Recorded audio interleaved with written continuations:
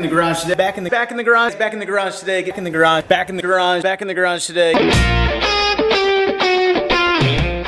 What's going on, guys? Back in the garage today, getting ready to change the oil on my sister's 2012 Ducati Multistrada S touring model. We're getting ready to go on a big cross-country trip, and we need some fresh oil in it, so I'm going to show you how to do it. Okay, so we're going to start out down here. We got to remove this carbon fiber engine protector. You can see I've already pulled this bolt out. We got a few bolts down here. Use a 4mm Allen. I'm having a little trouble with this one, so I'm going to have to mess with it for a minute. And I should have said at the beginning, make sure you've got the engine temperature up to normal operating range. It just helps the oil drain out better, but you do have to be careful because you don't want to burn yourself down here on the exhaust or anything. So let me get these screws removed on the left hand side, then we'll switch over to the right hand side and get this skid plate off of here.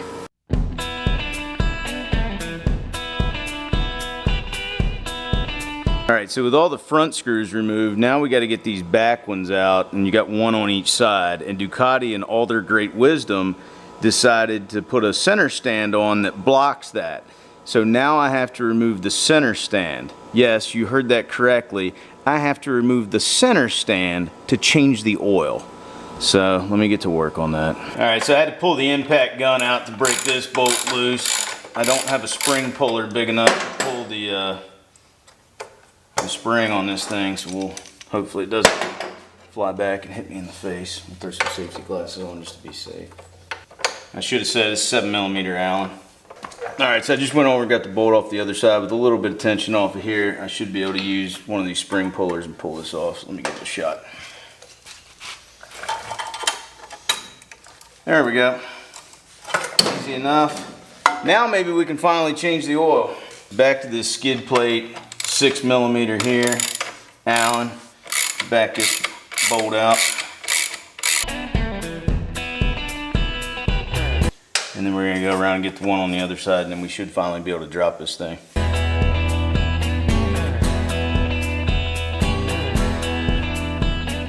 Yeah, there's another one down here on the bottom I'm going to have to pull off.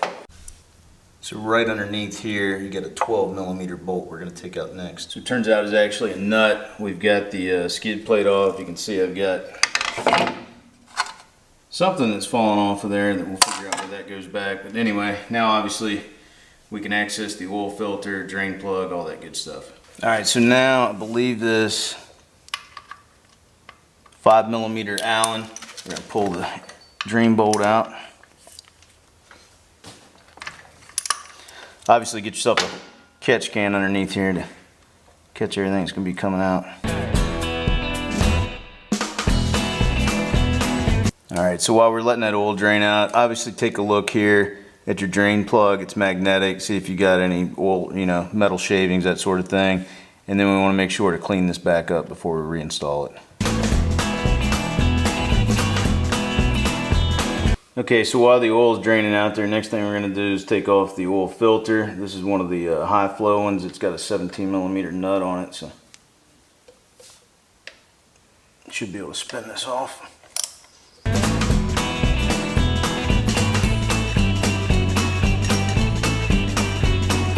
And then the last thing we need to get to is where the screen is. It's down here. We're going to use a 4mm Allen to pull those 4 bolts up.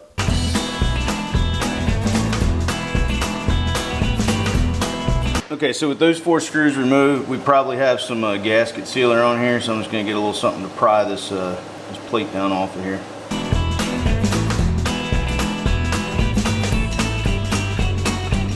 Figures. Goes right down into my oil.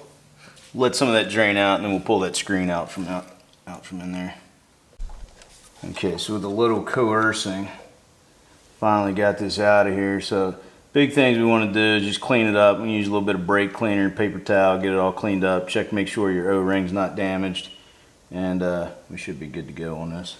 Okay, so with this screen all cleaned up, all we're really going to do is press this back up in there and just press it up far enough you ought to feel it seat. That's why that O-ring's up top there. And you just kind of hear it pop into place. Next thing we're going to do on this bottom piece here, I'm going to take, it says use gasket sealer. I'm just going to take some high temp silicone, go around that O-ring, and then we'll place this back into place and put the screws back in to hold it.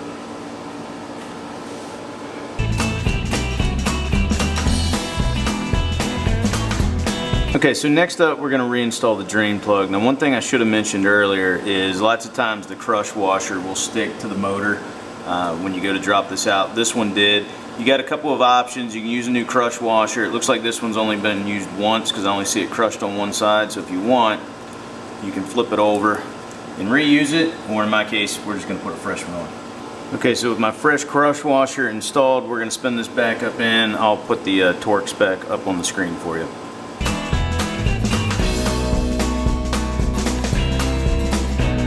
And now finally we're ready to put the oil filter back on. Now I've got a nice coat of grease, or nice coat of oil on here. Also be sure the old gasket doesn't stick to the motor. In my case it didn't, but it did drop down into the drain pan there. So just make sure it's not stuck up here. Clean that up real good. I've gone ahead and filled this oil filter up with the motor oil we're going to use. That way it'll make it a little bit easier when we go to fill it up here in a few minutes, and we won't have to start it, let it run through, and then top it back off. We should just be able to work it off the sight glass. So once again, I'll put the torque spec up on the screen.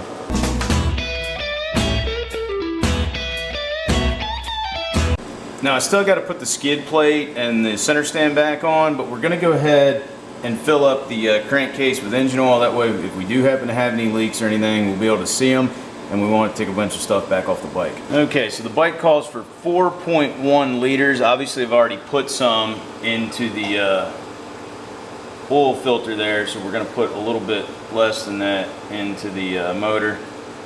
Then we'll start it up, check our sight glass. If it looks good, we can start bolting everything else back up.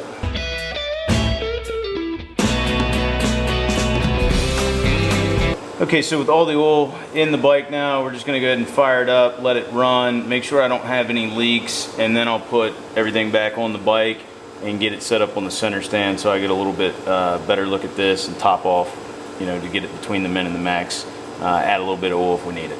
Okay, so let the bike run for a few minutes. Don't see any oil leaks anywhere, so I'm going to clean up a little bit of my mess here, and then we're going to start getting the skid plate back on the bike.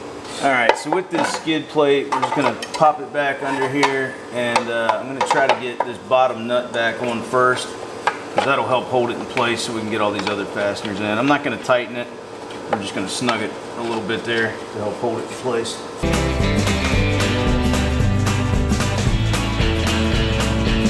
Okay, so with the back one just barely in there, make sure you put your little washer back on here, and we're going to get this one lined up. Again, I'm not tightening any of these down, I'm just getting them started. Remember, we've got two of these on the other side, and then obviously the back bolt on there. I'm going to go ahead and get those installed, then just tighten them all down. Okay, so with all the bolts tightened down, last thing we got to remember to do is tighten down this nut on the bottom. You don't need to over tighten this. Obviously you don't want to crack the carbon fiber or plastic, depending on what model that yours is made of.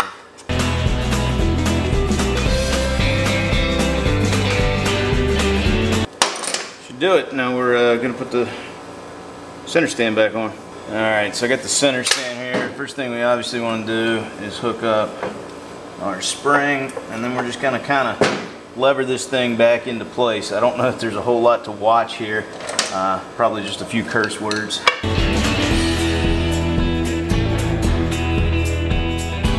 It actually kind of popped back in there without too much trouble, so we'll see if we can get it threaded on now.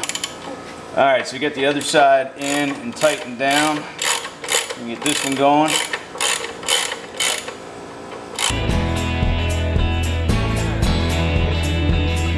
Okay, so we get the bike back up on the center stand, everything reinstalled, just started it up, let it run for a couple minutes. You can see the oil levels come down here set, right in between the two lines we need. So we're done. Alright guys, so I say that's it. That's kind of a pain in the butt just to change the oil. But anyway, that's how you change the oil on one of these Multistrada 1200s. Hope you guys enjoyed today's video. If you did, please give it a big thumbs up. If you're not a subscriber, consider hitting that subscribe button, because if you like motorcycles, well, this is the place to be. If you have any questions about what we went through, process, anything at all to do with today's video, let me know down in the comment section below. And as always, I'll talk to you again soon.